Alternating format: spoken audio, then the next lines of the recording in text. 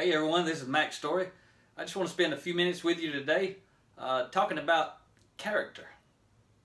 And I want to talk about how your character will either launch you or limit you. So I hope you'll stay with me for a minute, and because I'm going to hopefully raise your level of awareness relative to something that may be holding you back, or your team back, or your organization back. Everybody wants to move forward. Everybody's striving to do more, be more, have more, and that sort of stuff. And most of those folks, they focus on growing and developing their competency. They go get another degree, they go get another certification, they learn to do something new at work, they learn new processes, that sort of stuff. But what's really holding people back usually is not their competency. I want you to think about that for a second, relative to work, your team, your organization, and relative to yourself. And I'm really talking to leaders here who have teams, but the principles apply to individuals as well. So I'm touching on that too. But imagine a company that wants to grow and be more and expand, to raise their revenues, to grow their business in a way that they're able to have more employees and provide more income and more for their community by growing and developing their organization. When they win, the organization wins, everybody else wins. Today they may have 100 people working there, but they'd rather have sales increase to a point that maybe could have 500 people working there, or 1,000. When that happens, everybody wins. But most often it's hard to do that. So I wanted to talk about character and competency. Your character is what's going to launch you or limit you. And think about that. If you know how to do what you're asked to do as an individual or as a company, if you have the competency part mastered, you know how to do what you do, there's only one thing that can be holding you back, and it's character. So I want to teach you this quick principle. I call it the 87-13 rule.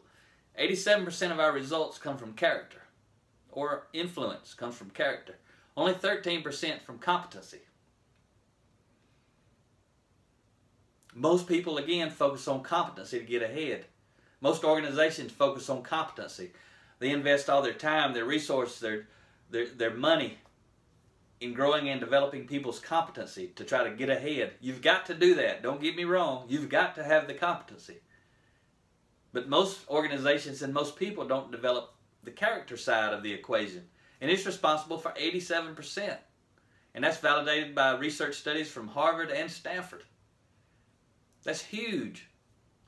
And the problem is we're required to do the competency side. We have to do that. We know that.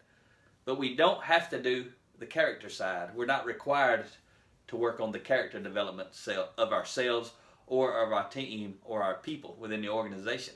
But that's what's holding us back. If we know how to do what we're supposed to do, there's only one thing holding us back. And you can kind of validate this principle fairly simply. I heard John Maxwell say a long time ago, people get hired for what they know,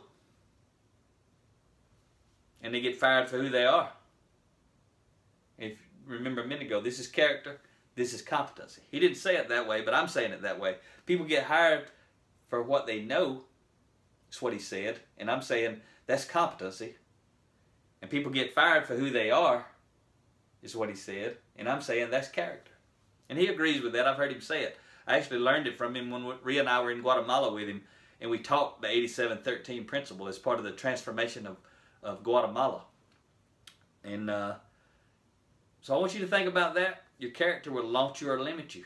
If you and your team know how to do what you do, that is not holding you back. It's something else.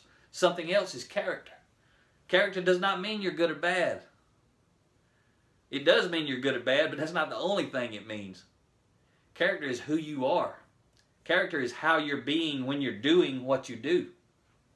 That's why people get hired for what they know and fired for who they are. If there is a competency problem, it can be traced back to character. If I need a degree to get where I want to go and I won't go get a degree on the competency side, it's because something in my character is preventing me from doing that.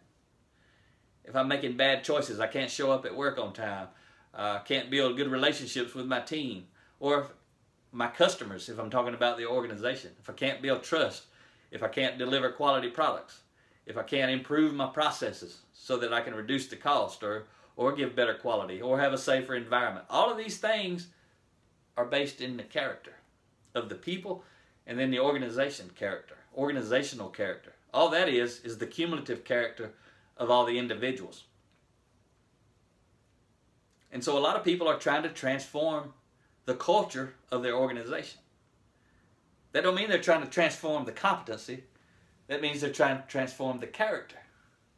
So a lot of people kind of know it, but they don't know how to do it. And that's what Rhea and I help people do, help organizations and leaders. But so do a lot of other people. I don't care where you get your help. What I care about is, do you understand it's all about character development? That's what's holding you and your organization back. If you want us to help you, we're more than happy to help you. If you're not reading books and you're not learning, all this is character development. Because I figured that out one day, that Mack Story needs to work on Mack Story's character. So that's what all this is. These are a lot of books I've read. It's not all of the books. You can't see the seminars I've attended. You can't see the ebooks I've read on my iPad.